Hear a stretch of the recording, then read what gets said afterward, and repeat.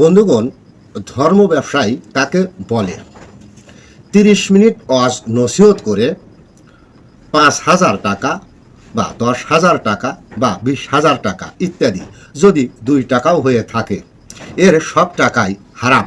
কারণ ওয়াজ নসিহত করা এবং গ্রাম অঞ্চল থেকে শুরু করে শহর বন্দর নগরে যারা ওয়াজ নসিহত শোনার জন্য আয়োজন করেন, সেই সাথে যারা ওয়াজ নসিহত করেন তেনারা বেদাত করেন।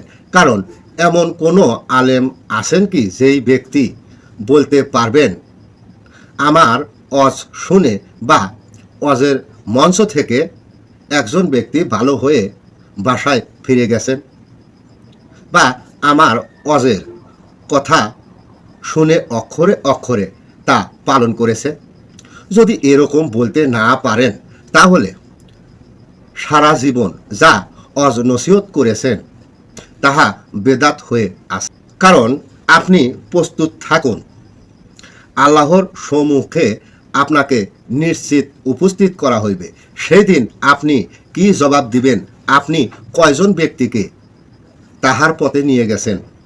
আল্লাহ সেই জবাব চাবে। ধন্যবাদ।